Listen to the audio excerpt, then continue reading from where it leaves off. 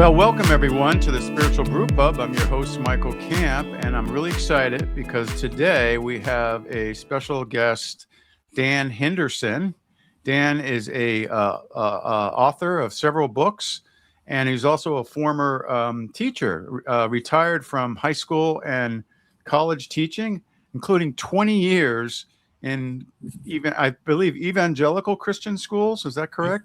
Yes, evangelical. Yeah, right. Yeah. So he's got an amazing background in that, and he's got his last three books have been outstanding. One of them was called Confessions of a Recovering Evangelical, and then this newest one is building on that. It's called Reflections of a Recovered Evangelical: Love Plus Nothing Else. Dan, welcome to the podcast. Hey, thanks for having me, Michael. Glad to be here. It's great to have you here.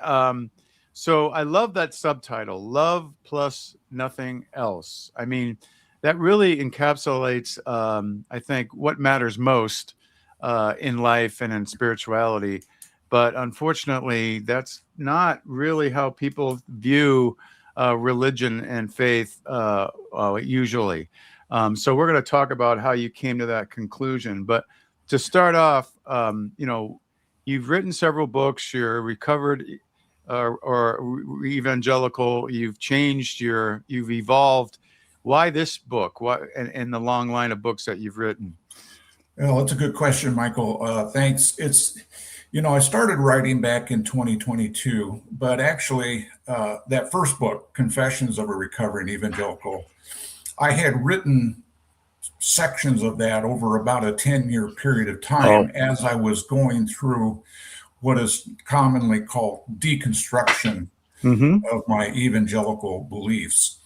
That happened actually in 2006.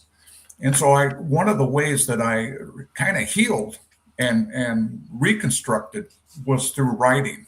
And by 2022, when I retired, I looked at what I had, and other people told me, hey, that looks pretty good. You should seek to publish that. And sure enough, Choir, fortunately, they were willing to publish that. So that book really is an account of as you call it, evolution of my thinking over a pretty good period of time.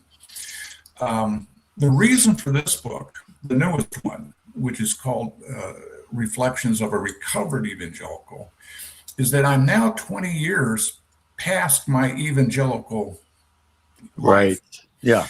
And so I've gone through a lot of that deconstruction, reconstructing a lot of my identity, who I am, what I'm about. And so I've reached some really important conclusions for me, one of which is that when you strip everything away from what I used to believe as an evangelical, the only thing and the most important thing left is love. Right. Love plus nothing else.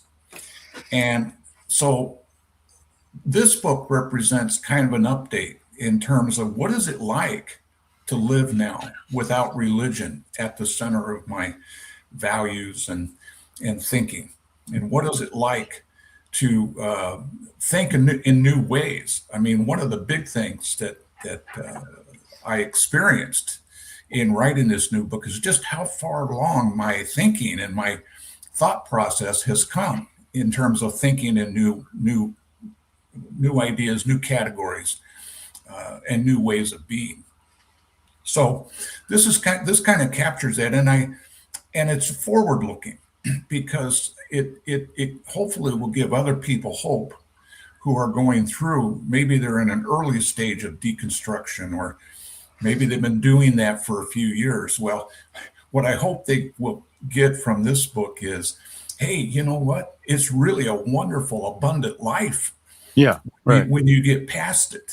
And I think that's really true. I mean, it's a very hard process to get through deconstruction, especially, when you're coming, depending on how long you were in it for, but the longer you were in it for, the harder it is to come out but the rewards are just absolutely amazing. And I think most people discover that even though they have some hard, sometimes often have religious trauma even coming out of it because of the harmful doctrines and practices that they were under. But I just want to kind of dive into some of the chapters in your book, and kind of lay some groundwork of where you're at, like with Christianity in particular, Jesus. One of the first early chapters says, "Did Jesus really want to start an exclusive church?" What are you saying in that topic? In looking at the life of Jesus and his teachings, and this kind of ties into the theme of love plus nothing else. Mm-hmm. I think Jesus talked about how people will know that we are his disciples. Mm-hmm. And he said it's very simple. It's because you love each other. Mm-hmm. All right. So if that's the basis for being a disciple of Jesus, I'm all in. Yeah, right. Yeah. But when you extend that out, he also gave a great commission, right? Mm-hmm. Go into all the world and teach people to be my disciple. Well, what did that mean? Yeah. I don't think it meant go out and set up superstructures and mega churches and doctrines and, creeds and canons. It refers back to his statement that they will know you're my disciple because of the love you have. Yeah, right. So when you go out to spread the gospel, what you're doing is you're teaching people how to love. Exactly. Yes. And in that sense, the church is anyone and everyone who learns that principle. Yeah. Learns how to live that way. And it doesn't make you a better Christian. It's not about becoming a Christian, because Jesus probably didn't even have that concept in his mind. He was Jewish, and sure. And so it sort of universalizes the church. Mm-hmm. A Buddhist can be a good follower of Jesus. An atheist can be a good follower of Jesus. Mm-hmm. If they know how to love and they put that into practice. So when we think of church, Michael, you and I have both of us, a long history of church affiliation. We know what that means. Absolutely. And I don't think that any of that was what Jesus was thinking about when he said, go into the world and teach them to be my disciples. He meant spread love just the way I've taught it to you. Yeah, right. I absolutely agree. Yeah, because the word church actually just means a gathering of people, or in the context of Jesus, whoever is his following his a way of life that he was teaching, right? Right. And it wasn't an institution, and it didn't become hierarchical or exclusive. There were no professional clergy, any of that stuff until decades and centuries later, right? So the way that we think of that term is not the way that they thought of it in the original context of his teaching. That's really, really important and helpful. And I really like what you said about what does it mean to go out into the world and make disciples. And I was called for that, and we thought it meant to go out to all these unreached people groups that didn't know Jesus, or other religions, and try to convert them and try to make them into born again Christians, and maybe try to help them, not do it in a Western way. We thought we were really progressive in that, but we were still kind of religious bigots, because we just thought that, without them converting to our way, they were probably going to go to hell, right? And well, and depending on how fundamentalist you were, they were definitely going to hell or whatever, but to simplify it, just going into the world and making helping other people see this new way of life that's based on love. Yeah. And I would take it even a step further. I think what Jesus was really telling his disciples, let's go out and help people be more human. Mm-hmm. Okay. Because the most important human quality that we can share among ourselves is love. And so in that essence, it's almost a humanistic message. And I know that would be pretty heretical. But I really think Jesus was a terrific humanist. And so becoming a better human being, when I was a born again Christian and evangelical, I spent a whole bunch of time, Michael, trying to figure out how can I be a better Christian? Mm-hmm. And I got pretty anxious about that sometimes. Did I pray enough? Did I do my morning devotions? Have I witnessed enough to people? Right. Have I done the checklist kind of thing? Exactly. But none of that matters if your goal is to be a better human. Yeah. Right. And to be a better human means I understand how to love people. And now that sounds simple, but what I tried to point out in the book is the call of love is really, really hard. It's not as easy as it sounds, because who are you going to love? You're going to love people who are very unlovable. You're going to love people who do horrible things. We even are called to love the Christian nationalists who are doing bigoted things. Right. That's our call, though. And so we have to learn how to humanize ourselves and humanize everyone else we come into contact with. And that's not easy to do sometimes, because we're very, very tribal. We're so tribal. Oh, yeah, absolutely. Yeah. Right. We were taught to be tribal. We were taught us versus them. We're saved. They're lost. Yeah. We're regenerated. They're not. They have the Spirit. They don't. And that goes back to the church. You see, I don't think Jesus wanted a church that was exclusive like that. On us versus them. No, not at all. I don't think so either. Yeah. So one of the things that comes out also is this notion that a lot of times, and maybe I should phrase it in a question, how would you answer, the objection of, well, good works is not enough. You have to believe in Jesus and his work on the cross and all that stuff. It's not enough. They'll come back with a Bible verse, faith without, what is the word? You're saved by faith, not by works, right? Not by just how you love people. That's just a pansy way of following Jesus or something like that. How would you respond? Well, I dealt with that so much in my deconstruction of my evangelical beliefs, because quite frankly, that's pretty much the essence of what it meant, at least to me. To be a Christian was to have a certain set of beliefs. Yeah, right. And as I dug deeper, not only into myself, but even into the scripture, I didn't see a lot of evidence for that. Jesus didn't teach us a set of beliefs. He taught us a set of actions in the Sermon on the Mount. If you go through the Sermon on the Mount, there's very little in there and about what to believe. A whole bunch in there about how to be a good human being. Right. And if you go to Hebrews, where it says faith is, if I can get this quote right, I'll remember it, but faith is the substance of things we don't see. It says faith has nothing to do with what I believe cognitively. It has everything to do with who I am, my being. So faith as being, not faith as believing. Yeah, right. Because the minute we set up a list of beliefs, you got a checklist again and a way to divide people. So that checklist and that list of beliefs simply serves to create an in-group and an out-group. Yeah. Either you believe the way we do or you can't be part of our group. And what that really does, Michael, going back to the concept of love, is it makes love conditional. The Christian community, there can be some great communities built around common beliefs.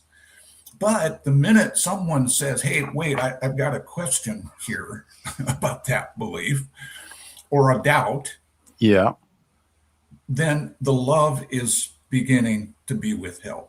Right? Yes, that's correct. Right. Very correct. So beliefs are really, at least the way I would come back to that question that you posed is, I honestly don't care what people believe. They can believe whatever they want, but I just want to know what kind of person are they? How can I love them? Yeah. Yeah, And absolutely. so, and I'm quite frankly not that interested in eternal salvation anyway. I mean, that's a biblical concept that I think developed, that the church has used in some very egregious ways to control and manipulate people. Yeah, it can be. Yeah, it can be a fear based way of motivating people, right? Yeah, yeah. So, And, yeah, go ahead. well, and I just didn't see in the life of Jesus how he didn't spend that much time even talking about eternal salvation. It would just it he spent most of his time talking to people about their lives. How do they live? What do they Yeah, need? right. Yeah, and And that's a whole and nother he topic. But yeah, there's a lot of scholarship too on the meaning of eternal life, eternal punishment, hell, and all that stuff. And there's a lot of, I know you probably didn't focus that much on this in your book, but there's a lot of scholarship on the fact that in the earliest centuries of the faith, most people who followed Jesus were universalists. They believe in, one day God will restore everyone and no one's going to hell. That's not the way God is, because God loves his enemies not only in this life but in the life to come. Yeah, and I Whatever think that is, which is a mystery, right? that's true of the early Yeah. followers of Jesus, because I think Jesus was a universalist. Exactly. Right. Exactly. So Because they that's were what he probably, taught. Yeah. yeah, closer Yeah. So, to his teaching. right. So, another thing that was really interesting in your book was you had a chapter on Thomas Jefferson. And Thomas Jefferson was kind of famous for, I think he clipped out of the New Testament passages that had to do with the supernatural, I believe. And Mhm. but he also was, when and you took the time to actually read about his views on Christianity and Jesus and everything. It was fascinating because you kind of hear this one view. Oh well, he was a terrible deist. He carved up the Bible. So tell us about Thomas Jefferson. What did he really believe? Well, Thomas Jefferson is one of those historical figures, and my background is a historian, so I'll spend time reading letters and primary source documents when something captures my interest, and Jefferson certainly did. He was really, of all the presidents, especially the earliest ones, probably the one most interested in religion. Now, Hmm. that Interesting. he spent a huge amount of time writing about it, talking about it, and yes, he was. I don't even know if deist is the right word. Kind of a natural. What's the word? There's another word for it. You can call him a deist, but he didn't believe in the supernatural. Okay. All right. Okay, and that he believed was very detrimental to human society. That the belief in the supernatural, and that it was used again to manipulate, exploit people, and so on. Yeah. So Right.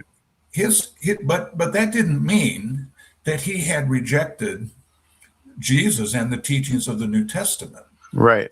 He found that there was huge benefit to living a life in harmony with what Jesus taught. Mm-hmm. But he just really didn't like that supernatural stuff. So and he didn't necessarily see anything inerrant or literal in the Bible that you had to take it all or nothing. He Yeah. kind of Right. saw it like a lot of other ancient wisdom, where it's hey, this is good. I like this. I don't need that part. So he went through, and this was in a day when all you had was scissors and paste. You didn't have a computer, but he cut and pasted his own New Testament together, which took out all of the supernatural references. Oh, okay. All right. And you can get it online. In fact, I went out as I was studying this, and I bought the Jefferson Bible. Oh, okay. All You right. can get it, All right. and it was kind of delightful to read in a way, because it really did just focus on what did Jesus really say and teach, and strip away the supernatural elements from it. And it really is a powerful way to read the New Testament. Yeah, it must be. Right. I wrote down this quote from your book. I guess it's a quote from Jefferson himself. I thought it was was really good. He says, "I am opposed to corruption of Christianity, but not to the genuine precepts of Jesus himself." So he did Right. focus on Jesus' teachings, and I can see why, if he didn't believe in the miraculous, he said, he decided to cut those out of the Bible. But I think the point being is that we make some people make that out to be such a scandalous thing when you know most people today have a hard time believing in the miraculous. Uh, some of the claims of miracles turn out to be bogus. Mm-hmm. I was in the charismatic movement where people claim to heal other people and have words of knowledge or have supernatural powers and all that stuff. A lot of that stuff was just bullshit, really, and Yeah. Yeah. and some of it was maybe maybe well-meaning people just thinking God can really heal people. And Mm-hmm. I don't know, maybe some of them were. I don't know. I have no idea. I have no way of knowing. But when you focus on it so much, like you said, there's a dark side to it where people Mm-hmm. can be manipulated or harmed because they get their hopes up, or they don't focus on more practical ways of loving people. Yeah. I think for me, Michael, the Jefferson chapter that you talked about Yeah. was a realization for me that, after 20 years having left the evangelical faith, I still don't have to give up following Jesus, Yeah. right? Right. And so I can take the humanistic and human teachings of Jesus and still call myself a follower of Jesus. Mm-hmm. Now, I don't call myself a Christian. If somebody were to ask me, "Are you a Christian?" I'd say, "Well, no, I'm not a Christian, and Yeah. here's why." I mean, Right. Right. I don't accept the checklist approach to Mm-hmm. Christianity. But are you a follower of Jesus? Well, yeah, I'm a follower of Jesus. His teachings were great, but I Yeah. also am a follower of the Buddha. There's some great teachings there, the Tao, and Yeah. other ancient teachings that Right. many of them coincide around the idea of becoming the very best human being you can be. Yeah. And I really think that's what we need right now, Michael. Christianity is too divisive in our society as it is. And that's why I'm working on a project right now on how to challenge Christian nationalism, because it's becoming so prevalent. And I was a Christian nationalist back in the day, back in the 80s and 90s, when Right. the power of Christian nationalism just wasn't there. I mean, there were people like me that were espousing those ideas, but we didn't have any real political power, at that Yeah. point. But they Right. do now. Yeah. They And certainly do. yeah, yeah. So when you talk about people becoming more human and learning how to love and everything, I think you also said some things about maybe rethinking the concept of redemption. What does redemption mean? I know we always think of it as, oh, my sins are washed away, now I can go to heaven, or now God can look at me and not see my sinful nature or something. Well, how do you define redemption in these terms? Well, going back to the traditional definition of it, what you just described, Yeah. it became apparent to me that the idea of redemption is very narcissistic Mm-hmm. to begin with. The fact or the idea that God has to or God had to create a human bloody sacrifice for me. Right. Am I that important in the scheme of things, really? And is my sin, I mean, I'm a flawed human being, but is my sin that horrendous that we needed a human sacrifice for that? And people get really, really focused on that idea of redemption needing to be acceptable and pleasing to God, as if there's some deficiency. And that goes back to the concept of original sin and so on. Well, to me, when I was in the evangelical faith, I remember spending a huge amount of time thinking about that. Am I really good enough now? Did I pray enough? Have I Yeah. done Right. enough? Right. I mean, they can say that salvation is by faith, but that's not true. I mean, if you're in the evangelical world, it's works, buddy. Yes, it's It true. They is all say it's works. faith, but at the end Yeah. of the day, they keep making you feel guilty because you're not praying enough or not Yeah. reading your Bible enough. You're not Exactly. fasting. You should get Exactly. into fasting now. You should, Yeah. whatever. And that focus on you, on Right. me, Yeah. makes redemption very, very narcissistic. I'll just call it what I think it is. Yeah. Now, what I did in that chapter is I kind of reversed the definition of that using the story of Scrooge. Oh yeah. And Right. You brought out that. Right. yeah, Right.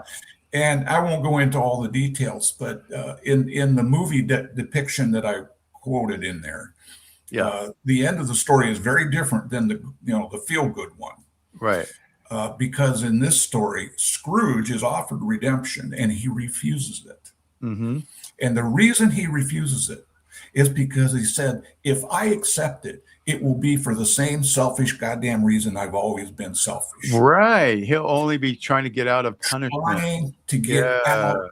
That's right. He said, now at the end, he turned around and told, he was talking to Marley at the time. Right.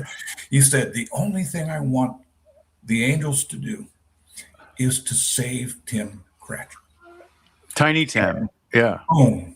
Yeah. Boom. That was his redemption. His redemption was not Yes. about him. It was about the benefit of someone else. Yeah. Someone who was vulnerable, someone who was marginalized, someone who was poor, Tiny Tim. Right. And this is this rich guy, he reached the redemption wasn't about saving his soul, it was about saving other people. Yeah, he was right. He started becoming concerned and loving other people and having empathy, and that saved him. Yeah. And that is what redemption is becoming human. Yes. Right. Yeah. So that's kind of the turnaround in that. The whole story of redemption, blood sacrifice, Yeah. you gotta do this and that's too narcissistic for me. So you brought out another point. It was interesting, and this is related. The evangelical focus on personal salvation kind of makes us more selfish. You're touching on this. How does that work? Yeah. Well, it was a dual message. I remember it as an evangelical, and it was, don't think about yourself. Think about other people. Put God first, others second, yourself last. Okay. Right. I tried to do that, but the other message was, well, but have you prayed enough? Have you done enough? Have you tithed enough? And it's constantly, what is the state of your soul? What is your state of your relationship with Jesus? Do you need to come forward and get right with God? And it was a focus that always came back to the individual. Yeah, right. And so it was like a dual message that didn't make a lot of sense to me. Yeah, I see what you're saying. Yeah, right. There is that dual message. And I think it might be related to the original depravity doctrine where, without God and without Jesus, you're just a piece of crap, a worm of a person, depraved and wicked, and God can't even really look at you without you getting saved by Jesus. So Right. you're kind of like, am I under the cover of Jesus enough, or have I done enough? Yeah.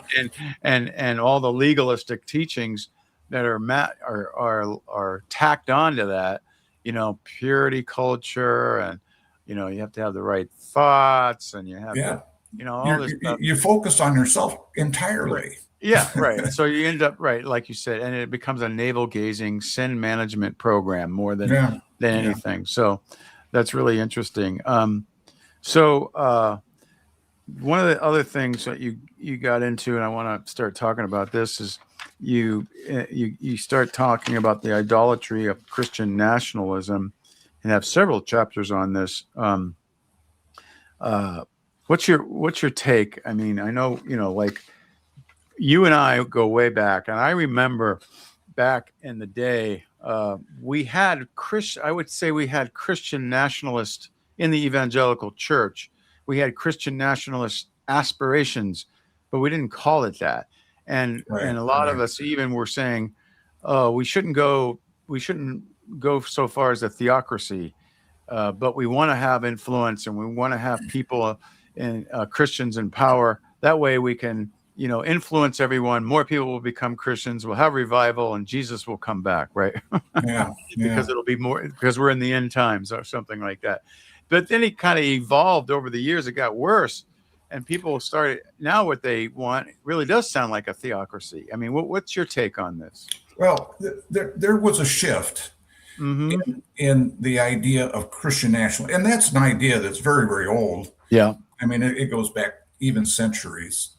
And I cover that in the book. I do some historical summaries. But when I think about when you and I were probably in that movement, one of the things we would have liked is just simply to have a voice.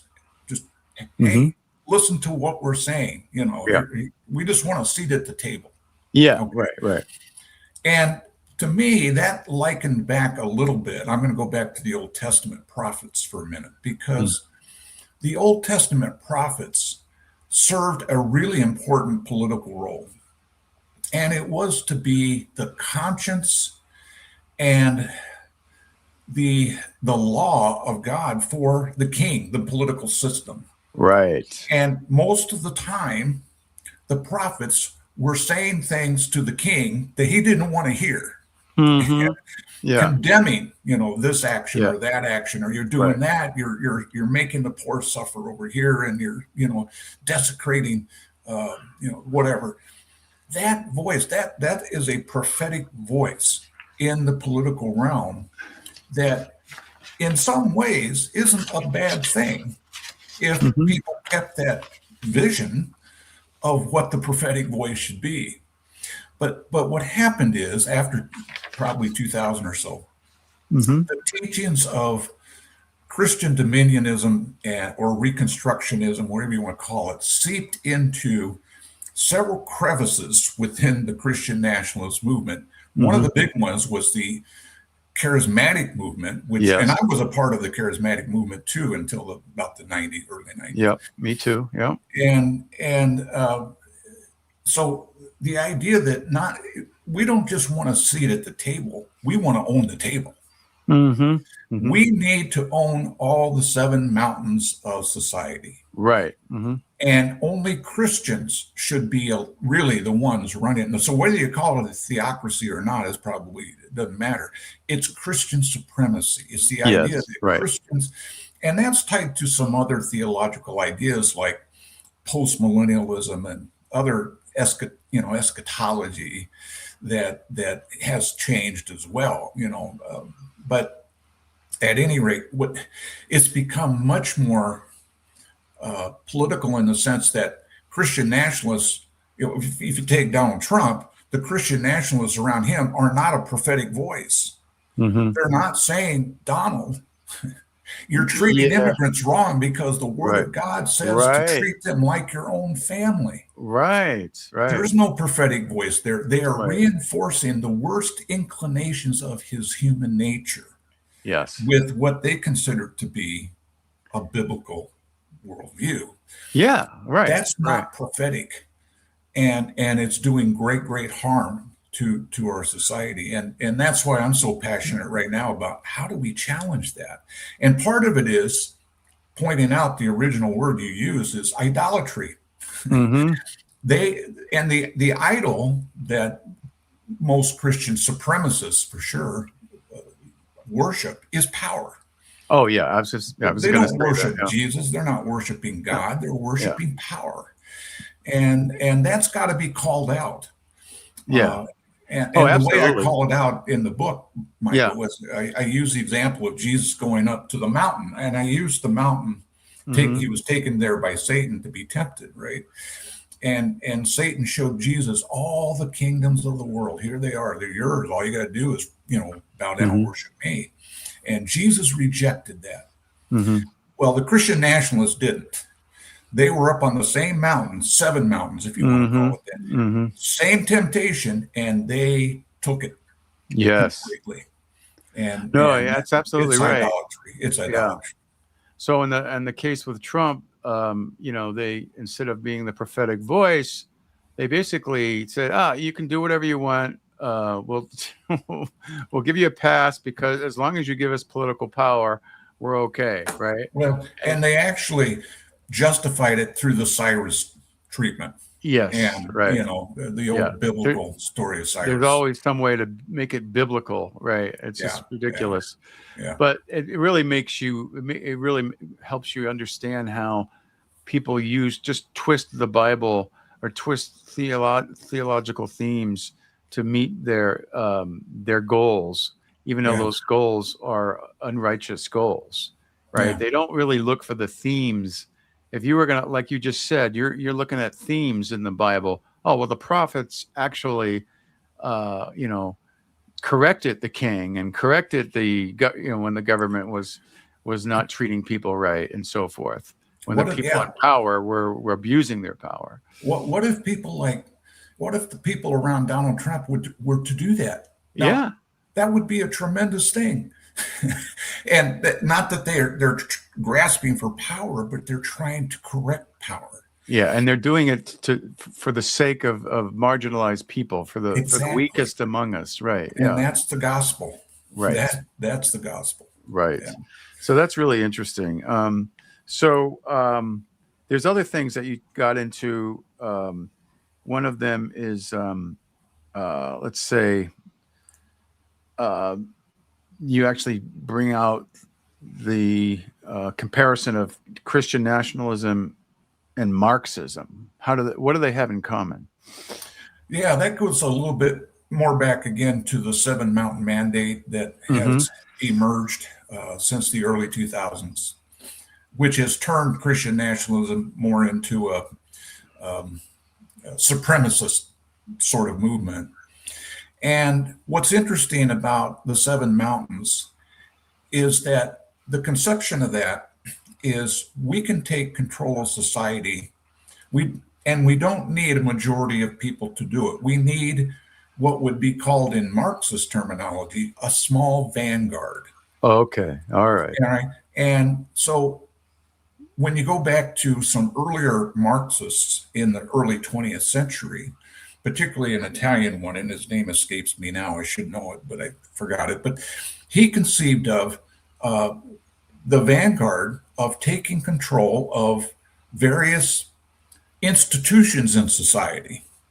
And ironically, those institutions are the same ones mentioned in Oh, the Seven wow. Mountain Mandate. Really They're interesting. not any different. Wow. And so, I'm not making the case that Christian nationalism is communist. I'm saying that the methodology that they're using Yeah, it's the is same as similar what to what the Marxists use. Marxists had Yeah, proposed. right. That is a minority of people imposing their view on the majority Yeah, right. and having good moral reasons that they think they can do so. Right? Yeah, that's really interesting. Yeah, I can see that parallel. Right. Yeah. So, yeah, I mean, uh, it's amazing to me how they um, they are seduced by power. It's like they're blinded by it. It's like, wait a minute, we don't want, you know, back in the 90s and 80s when I was really in the movement, there were a few mega churches, but there really weren't that many.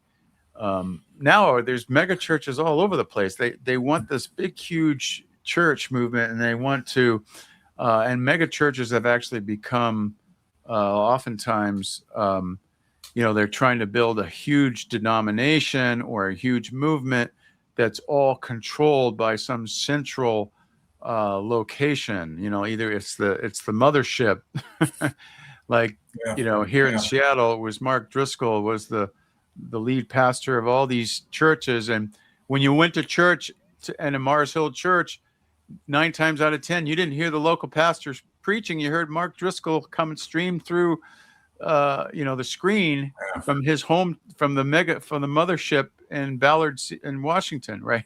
So Yeah. it's Yeah. like and then the charismatic movement has done the same thing with the prophets and the apostles having hierarchical control over, lower churches and so forth, and then trying to get these people into political power where they can have whatever influence they're trying to do to change the country and to make it in their image. Yeah. And it's just diabolical when you really Well, look into it. it's all a political exercise, and even internal church politics is about power. Yeah. Hmm. It's not about the marginalized and the weak and love and unfortunately, I got a chapter in the book. I don't know if you're going to get to it, but it's called "The Wreck of the Evangelical Church." Hmm. There's a chapter, and what the end point of that lust for power, whether Hmm. it's on the national political scene or whether it's in a megachurch, is the abuse of people. It always ends up abusing people. And what I did in that chapter is I went through and I've highlighted the sexual abuse, the emotional abuse Hmm. of various denominations, including megachurches, because they're Hmm. some of the worst. They are some of the worst. And tied that back to their patriarchal theology that men are supposed to be the ones, and you can see that reflected in the Trump administration too. They're firing women in the military and they're doing, you know, but it's a very patriarchal culture that values male authority over anyone else's well-being. So if the pastor does something egregious, they cover it up, right? They don't take the side of the person who was Yeah. abused, They particularly if protect. they're a woman. Right. They Yeah, protect the institution over the people and the victims. Yeah. yeah. And part of the reason I included that is that in reflecting back 20 years now out of the evangelical movement, I started looking back at my own experience in evangelical spaces and charismatic churches. And I remembered, and some of it has just come out recently, but there were abuses of people in those same places that I was. Sometimes I didn't even know about it until Oh, yeah. I mean, recently. yeah. No, And that's true. I mean, yeah, I had the every same time, experience. every place. Yeah. And so I wanted to give a voice to those people who I know, who were abused, who are now finding their voice Right. and talking about it. Right. No, and that's true. And sometimes it takes years for them to actually come out and start using their voice because Yeah, of the that's the trauma. guilt, the shame, and the trauma that they're going through, feeling, like, can I really Yeah. speak up? I know a woman personally who was she was the, I forgot, she was the daughter-in-law or sister-in-law to one of my pastors, a guy named Che On, who's Hmm. a very big into the NAR movement. He's supposed, big apostle in the Yeah, I know who he charismatic is. movement. Right, Yeah, right. So it took her years to finally come out. Now she's talking about what happened to her. The bad advice that he gave her to stay in an abusive marriage, right? Because that's what the Bible says. Your Bible doesn't says you're yeah, supposed to stay in your, submit to your husband or something, even though he's abusive, right? So, I mean, but the point is, it just took years for that to happen, and I see that yeah, time and time again. But when they finally get voice, there's like, oh, I'm so, they just feel so free. yeah. But unfortunately, it doesn't do anything to dismantle the patriarchal system. So, Yeah, right, because it's just the people coming out are right. going to be either ignored or silenced or something. And I equated in the evangelical church, it's the Epstein files of the evangelical church. Right. Okay. It's the Yep. same, it's Right. the same dynamic, Michael, of rich white men protecting each other. And we see it in the Epstein files. I mean, I'm not holding my breath that we're ever going to see those files, at least not under the current administration. But Right. when you've got the same thing going on even in the evangelical world, where rich white pastors are protecting themselves and their friends from accusations by women, or sometimes it's same sex, but in children that they've abused me. So yeah, it's an insidious, very very evil system that needs to be called out. So all we can Yeah. do Right. is support people. There's one woman who I think is still an evangelical. Her name is Julie Roys. Have you heard of her? I don't know if I have. Yeah, you should Google it. But anyways, she's got this website that basically calls out corruption in the church, and it's yeah. really good. It's really spot on.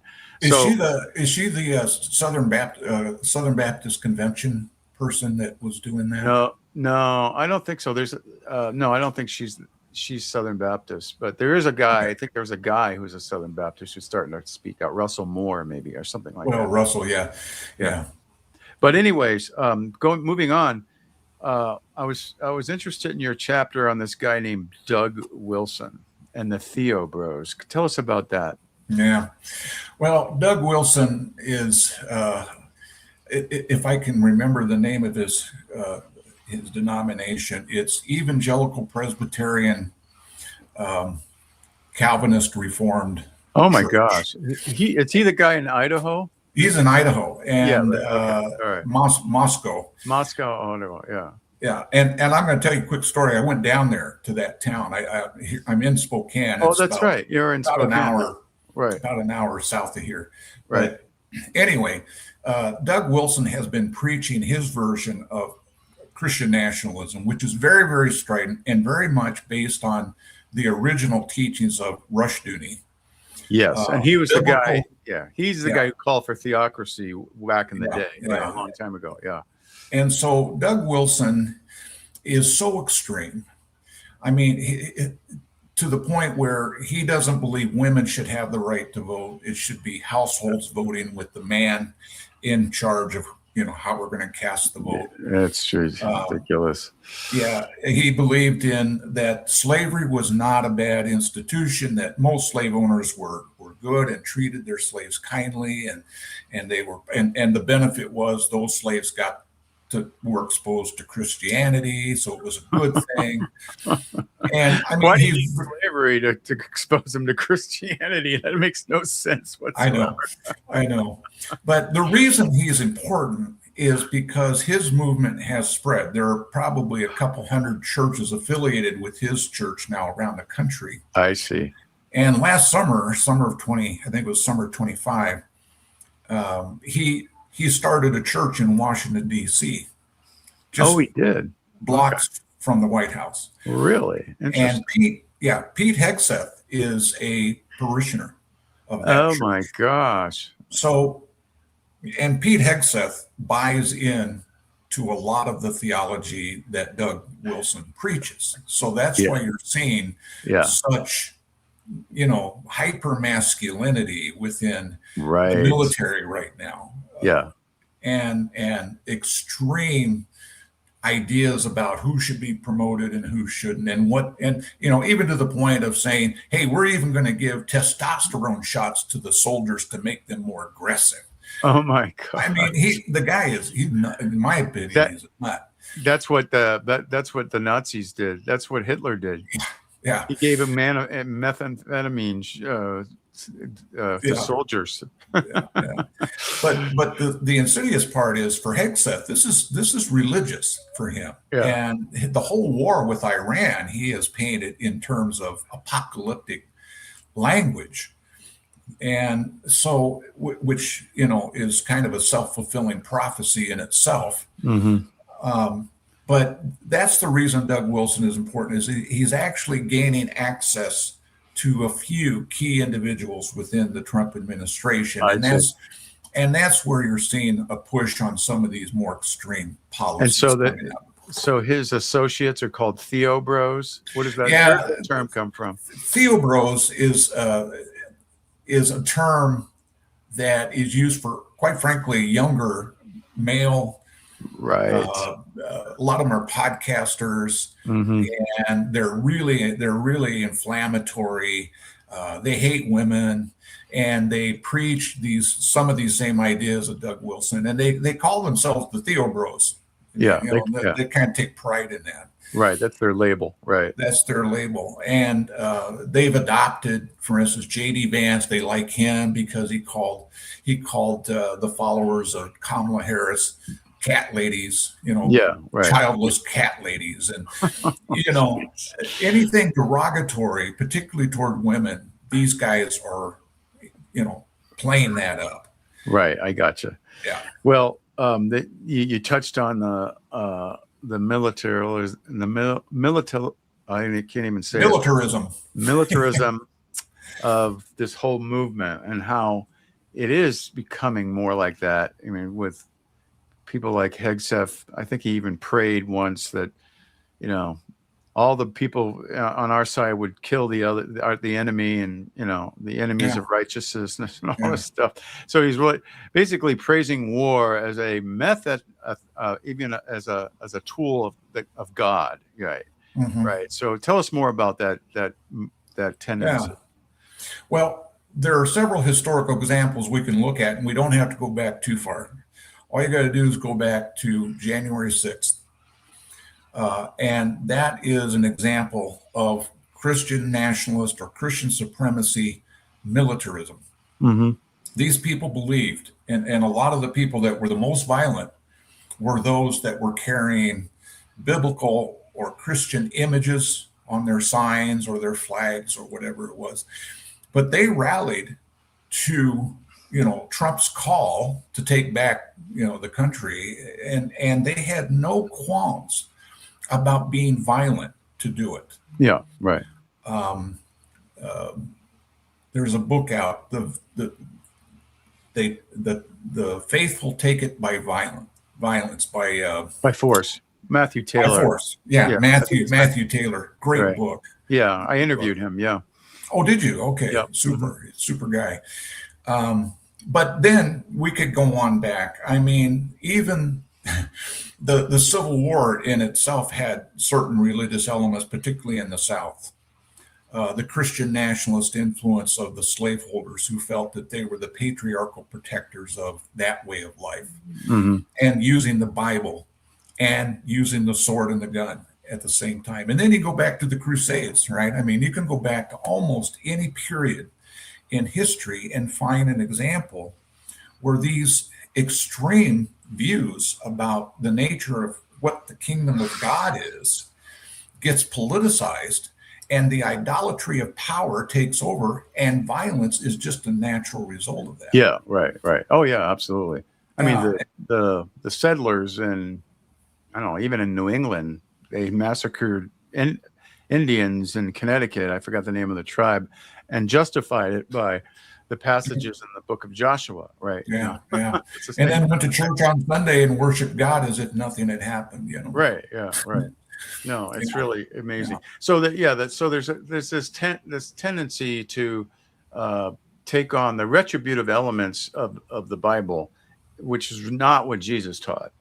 It's actually just the opposite of what Jesus taught. But they take, because there's plenty of retributive attributes or stories and narratives in the Bible. Sure. And so you can take that and you can justify it by, well, it's in the Bible. That God doesn't. That's what God is like, really. You know, well, and it also requires something you talked about a minute ago, is the cherry picking of Scripture. You can find scriptures that could justify violence, just as you could find scriptures that justified slavery. Yeah, and justify oppressing women. You can find those scriptures, right, if you take them out of context and you want to, you know, distort them, which is what happened. Yeah, or if you insist that everything is true and infallible and you can't question anything, right, which is not my view of the Bible at all. After I've deconstructed, it's like it's okay to question things in the Bible. Yeah, it is, just like Jefferson. Yeah, like Jefferson, it's okay. It doesn't mean it doesn't mean you only, you know, your personal view is right. It just means that everyone has a right to question things, and and we can find some good in the Bible. We can also find some bad and ugly things as well. That's for sure. So the other thing that you touched on, and this is really up my alley. I love this. And you're a history teacher, so you love this. The history wars. People are trying to erase history, right? What's happening there? Well, it's part of the Christian nationalist narrative, and the Christian nationalist narrative says, with a little more detail, is that the United States is a special country called by God, right? Just kind of like Israel was in the Old Testament. So we're the new Israel, United States. And for us to be given, just as the Israelites, when they did good, when they worshiped God and followed his commandments, then God would bless them. Mm-hmm. If they didn't, then that's when bad things happened to them. Mm-hmm. Well, the same is true today. If the Christian Nationalists are saying that, under Biden, it was evil and God was judging us, right? Now Trump's in charge, and God can bless us again because he's sticking up for the Christians and making the nation a Christian nation. Well, the logical, what that means is that you can't admit then that the history of the country included horrible things, right, like stealing land, committing genocide on Native people, and taking 12 million people from the continent of Africa and bringing them here to enslave them. Those are so obviously unbiblical, right, that it doesn't match the narrative that the United States is a Christian nation, because a Christian nation would never do those things. Right. So they have to diminish the importance of those things or simply ignore them. Yes, right. Yeah, no, that's a good point. I mean, and the problem with that is it perpetuates the same problem that we've always had, which is we don't respect the marginalized. We don't respect non-white people, and we still don't respect the indigenous tribes the way we should in this country. So it relieves them of a responsibility, but it plays into their kind of self-aggrandizement, being God's chosen nation. Yeah, if they allowed everyone to see the real history, it would just burst their Christian nationalist bubble. It would just be so obvious. I guess we really weren't a Christian nation, right? And well, we never were really. Yeah, so, right. They have to admit that, so they don't want they want to cover it up. And then the other thing is that it makes them look bad. It makes it also uncovers something that we need to make corrections. When we look at history and we say, okay, here are the mistakes we made. Now, then you can go back and say, okay, how should we, when we have that same situation come up, how should we do it better? If you take away all the bad history, you don't know any of that, so you have no basis of realizing what's the best course ahead. So you'll end up repeating the mistakes in the past. Well, that's what I'm saying. And I think it goes back a little bit when we were talking about redemption. Mm-hmm.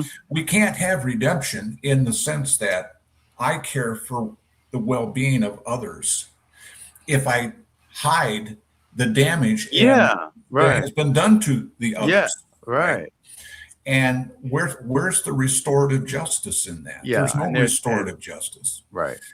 So it really is an important issue, and it's why one of the things I try to, I'm still teaching history, by the way, Michael, and but I'm doing it in a very subversive way, because I probably wouldn't be able to teach now in Iowa schools, because Iowa's passed a bunch of these laws that requires that those themes be diminished, and I wouldn't do it.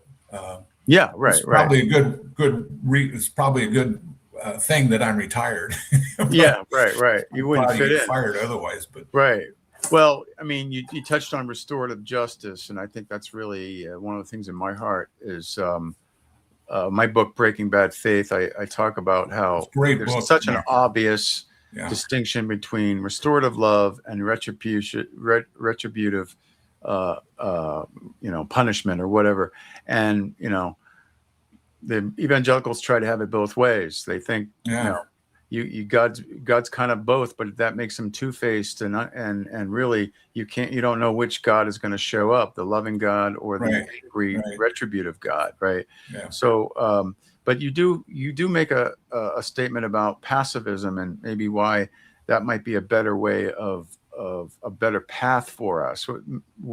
Briefly, what is that about? Well, pacifism, I believe that the teachings of Jesus would lead us into that. Love your enemies, turn the other cheek, so on and so forth. And when I was an evangelical, those were passages that were never taken literally. Yeah, right. No, they weren't. They took everything else literally, but they Right. never took those literally. That's right. But what I try to illustrate in the book is that, yes, Jesus was a pacifist. He told Peter to put down the sword. He who lives by the sword is going to die by the sword. And if you look at history, and even the current situation we're in a war with Iran, violence is never a solution. However, violence is easy.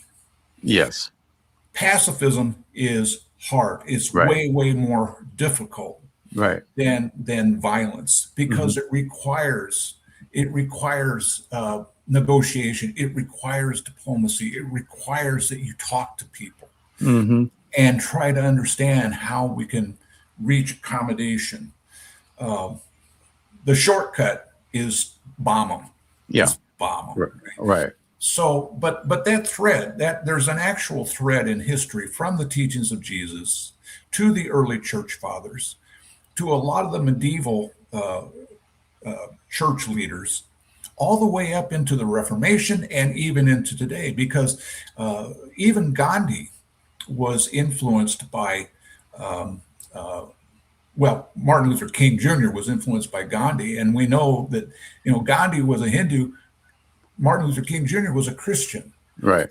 There's a common element within. Exactly. Yeah. That's important, but it stretches back to the teachings of Jesus. Yeah, it does. Right. And so even in situations like Israel and Gaza, I propose that there is a better way than just simply bombing Gaza and bombing the hell out of those people the way Israel has. Yeah, That's despicable.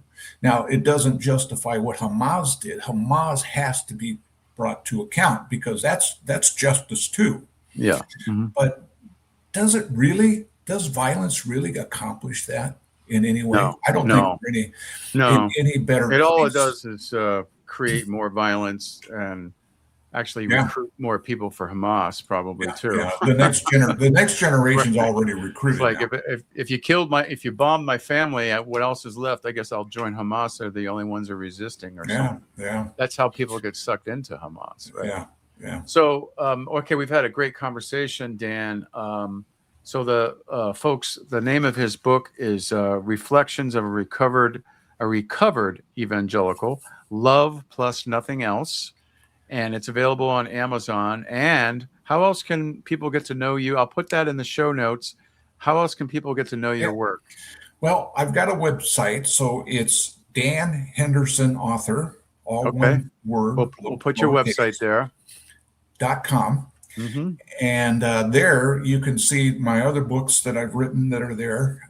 You can see some of the projects I'm working on now there. You can link to Amazon to get the book, or you can also sign up for my Substack column on that page. Okay.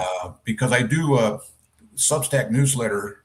Been doing this for 4 years now, because I just enjoy writing. Writing is very restorative and healing for me. Oh yeah, for me too. Yeah. And so that, if you want to sign up for my Substack, I'd be happy to. Okay, that'd be great. And then you have one project you're working on, a workshop. Tell us about that. So the workshop that I'm actually going to be presenting it in a local community here this fall is called Challenging Christian Nationalism. Okay.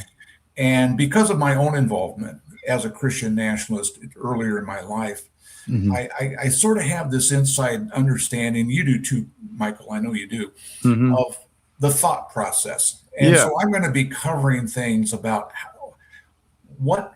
how do these people think? What are they thinking about? Because sometimes it seems so strange, but there really is a certain logic in their thinking, having to do with why they want to have seat of power and do what they do.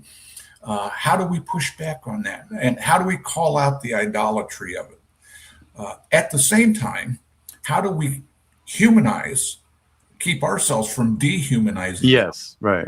And teach in line with the teachings of Jesus. Yeah, right. That sounds great. So it's a process of, and then trying to find, well, where do I plug in? How can I plug into different groups, different organizations locally? School boards are a big place right now where people really need to plug in, because schools are really a battleground for white Christian nationalism. Yeah, right.